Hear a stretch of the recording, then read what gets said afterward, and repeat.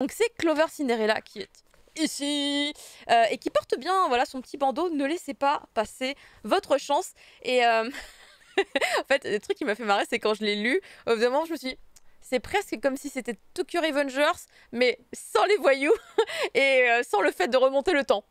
Mais il y a un petit côté. Chose, alors. Ah, mais quoi, En j'avais fait- vachement de trucs de Tokyo Rangers là. En fait, c'est juste parce que du coup, le héros me faisait beaucoup penser à Takemichi au tout début de l'histoire de Tokyo Revengers parce que il a vraiment pas de chance dans sa vie, il aime pas ce qu'il a fait de sa vie. Le héros ici, ils ont une gueule qui se ressemble en plus, tu vois. Ils sont bruns avec les cheveux un petit peu en bataille et tout. Ils vont faire leur petit job et tout, Mossad et tout, ils aiment pas leur vie. Vraiment, tu vois, je me disais, on dirait les 10 premières pages de Tokyo Revengers, sauf qu'évidemment, il n'y a pas un train qui te ramène à l'adolescence. Ici, c'est pas un train, c'est pas des gangs, c'est une jeune fille, celle qui est évidemment ici en couverture. Le héros d'ailleurs, il s'appelle Kinuta. Et en fait, il va rencontrer cette jeune femme. Alors, est-ce que j'ai son nom d'ailleurs? Parce que j'ai totalement oublié son nom.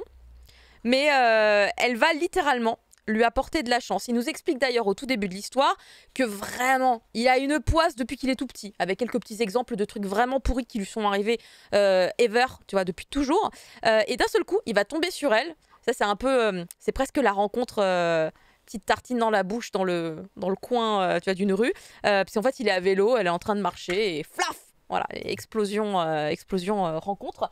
Et en fait, dès qu'il va la rencontrer, la chance va l'envahir, beaucoup de choses vont aller dans le bon sens, et dès qu'il est plus avec elle, et ben en fait la chance s'en va. Est-ce que finalement c'est parce que la situation faisait qu'il avait de la chance à ce moment-là, ou est-ce que c'est parce qu'elle apportait vraiment la chance? Ça, c'est un petit mystère qui reste et qui plane et que je trouvais assez intéressant. Mais le destin, en tout cas, va lui permettre de rencontrer cette jeune fille 2 fois. Et à la 2e fois, croyez-moi qu'ils ne vont plus se lâcher. Ils vont littéralement passer leur temps ensemble. Elle emménage directement chez lui. Et la construction de leur relation est assez mignonne. On va vraiment avoir un début de construction narrative où on a l'impression qu'on va dans quelque chose d'extrêmement classique et vu et revu 1000 fois. Puisque c'est le petit couple qui se forme. Et puis évidemment, comme elle apporte la chance, d'un seul coup, tout bascule dans sa vie. Comme lui, il fait des mangas en même temps qu'il fait un petit boulot à côté, en fait d'un seul coup il est contacté par une maison d'édition qui dit oui c'est incroyable, je vous ai vu aux infos, parce qu'en fait il venait de la sauver, il a sauvé la jeune fille, c'est passé aux infos, parce qu'en fait elle est, quand je vous parlais du train aussi, c'est parce qu'en fait à un moment donné elle est jetée sur les voies du train par un mec qui l'avait ploté avant, et elle a essayé de le dénoncer, et du coup il a fait oh vous me faites chier, je vous jette sur les voies du train, donc elle tombe sur les voies du train. Un japonais typique. tous les jours à Tokyo, bien évidemment. Et du coup, lui, en fait, ni d'une ni deux, en fait, il la sauve. Il la sauve parce qu'il se dit putain mais je peux pas la laisser comme ça, parce qu'il la connaissait déjà, il l'avait rencontrée une fois, et donc il la sauve, et en fait en la sauvant ça passe aux infos, tout le monde a filmé avec son téléphone portable évidemment, au lieu d'agir on filme, et du coup par contre tout ce qui était dans son sac à dos s'est retrouvé déchiqueté par le train, c'est-à-dire toutes les planches qu'il devait emmener à la maison d'édition avec laquelle il travaillait. Cependant voilà, il n'y a plus de planches, elles sont déchiquetées je vous disais, mais comme il est passé aux infos, son nom il est passé partout, c'est devenu un truc trending de fou sur les réseaux sociaux, enfin la dinguerie. Là une maison d'édition l'appelle, oui j'ai vu tous vos dessins sur votre compte Twitter, c'est fabuleux, écoutez je vous engage tout de suite, vous avez trop de talent, tatati tatata. Et donc en fait ça va aller crescendo hyper vite, c'est l'ascension vers le succès, tout se passe hyper bien, tellement bien que du coup quelques petits problèmes vont également pointer le bout de leur nez, parce que quand tu as du succès, tu attires également les connards. Voilà, c'est apparemment quand même une réalité unilatérale. On ne peut pas éviter. Voilà, on ne peut pas éviter. Tu attires un petit peu les vautours.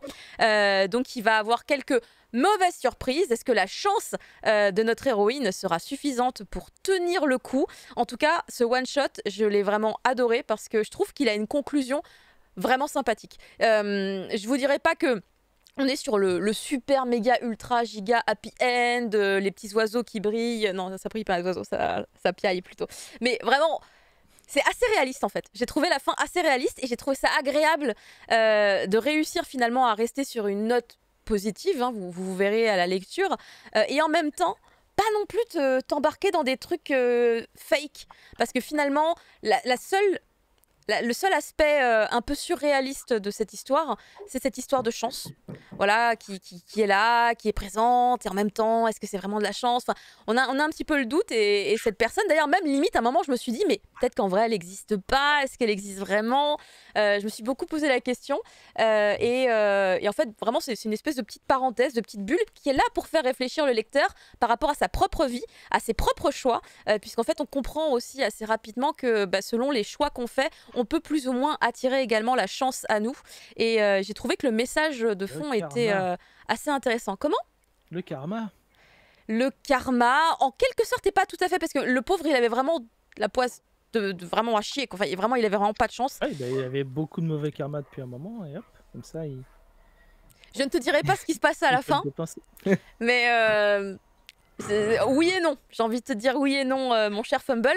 Il est effectivement estampillé pour public averti à l'arrière, puisque comme on est sur un titre vraiment destiné, on sent que c'est pas fait pour les ados, vraiment quoi. C'est vraiment fait pour un public adulte qui va tout de suite comprendre les enjeux de cette histoire par rapport à la vie que vit le héros et à tout ce qui se passe autour de lui. Enfin, je pense que c'est vraiment des trucs sur lesquels on peut relate quand on est un adulte et qu'on a vécu un petit peu.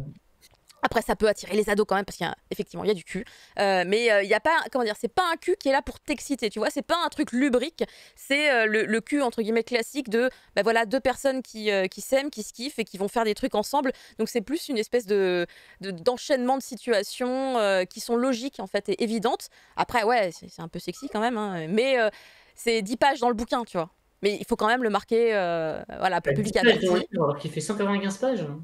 Je pense que peut-être 20 à tout casser, mais je crois qu'il y a 2 ou 3 scènes de cul au total, et elles sont pas longues, et il y en a une en particulier où tu dis les sabres laser, bien évidemment, je connais, pas de souci. Donc il y en a une où je me suis dit ouais, il fallait vraiment, parce que dès qu'on voit un sabre laser dans ma tête, je me dis c'est vraiment on est censé le voir mais on le voit pas parce que sabre laser, mais du coup effectivement estampillé bien, c'est bien.